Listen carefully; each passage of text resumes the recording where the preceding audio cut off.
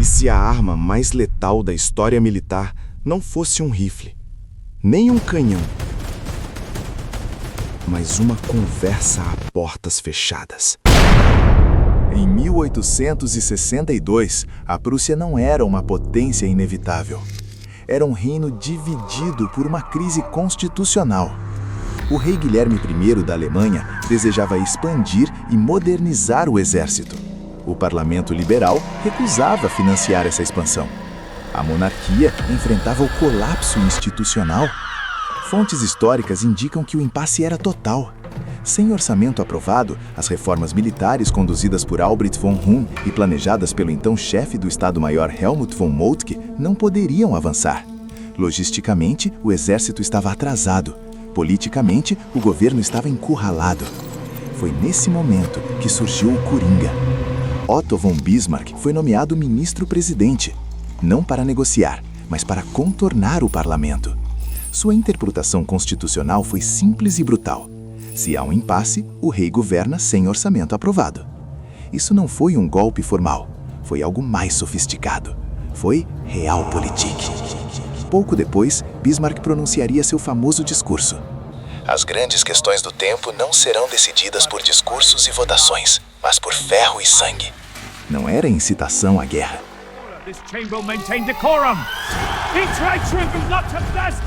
Era diagnóstico. Estrategicamente, isso significava que legitimidade política seria substituída por resultados militares. Bismarck não queria a guerra por glória. Ele queria resolver a questão alemã.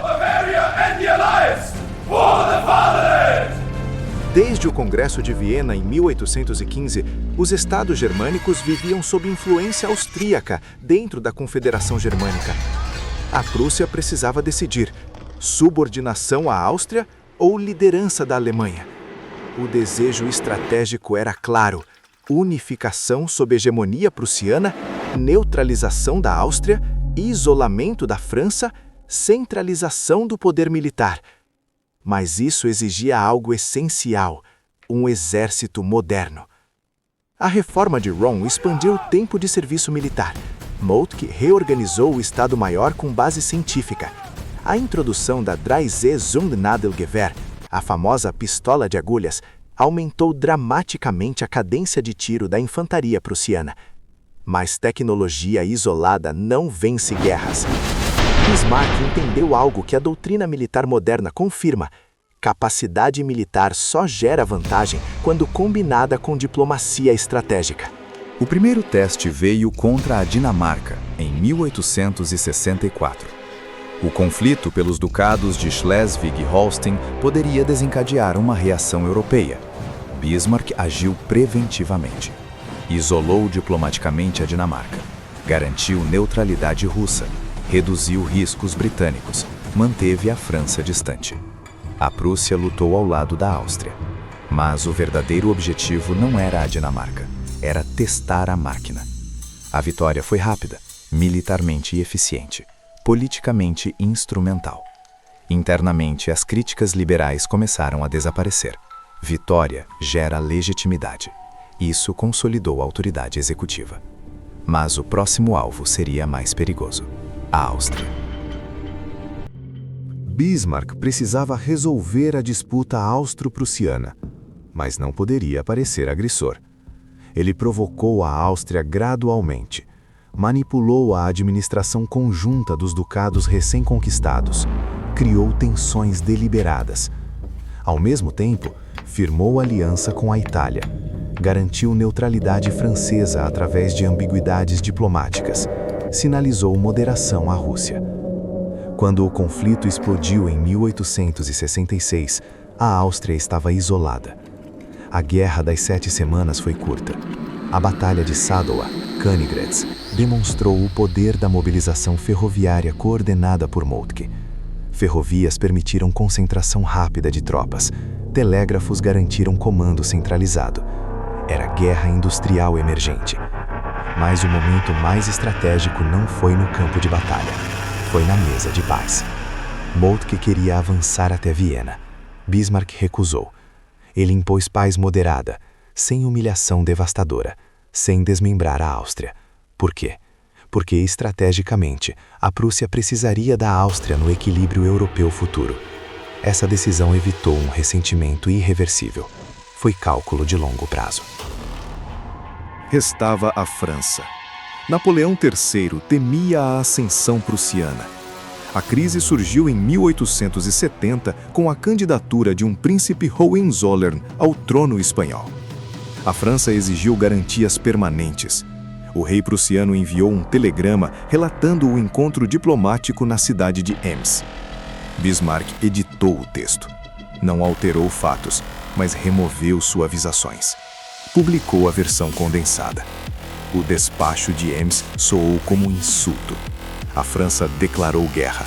Exatamente o que Bismarck precisava. Agora os estados do sul da Alemanha, Baviera, Württemberg, Baden, uniram-se à Prússia contra a agressão externa. Realpolitik transformou o medo francês em unidade alemã. A guerra franco-prussiana foi decisiva. Cerco de Paris. O exército prussiano operava como extensão direta da estratégia do chanceler. Em 1870, no Salão dos Espelhos de Versalhes, foi proclamado o Império Alemão. A unificação não foi explosão emocional, foi culminação lógica.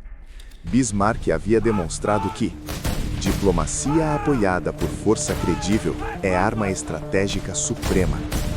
Mas algo curioso aconteceu. Após 1871, Bismarck tornou-se conservador do sistema. Ele evitou novas guerras, criou uma complexa rede de alianças. Liga dos Três Imperadores, Tratado de Resseguro com a Rússia, isolamento diplomático da França.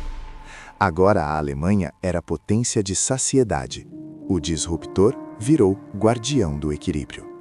A doutrina militar demonstra que a verdadeira força estratégica não está em iniciar conflitos, mas em moldar o ambiente para que eles não sejam necessários. A maioria dos líderes joga damas. Bismarck jogava xadrez geopolítico. Cada guerra foi precedida por isolamento diplomático. Cada batalha foi sustentada por reforma estrutural. Cada vitória foi limitada por cálculo racional. Ele subordinou a pólvora à política. Transformou tecnologia militar em instrumento geopolítico. Provou que exército sem estratégia é brutalidade. Estratégia sem exército é ilusão. A máquina de guerra prussiana moderna não nasceu da paixão. Nasceu do cálculo. E talvez a arma mais letal da história não seja aço ou pólvora, mas a mente capaz de posicioná-los no tabuleiro correto.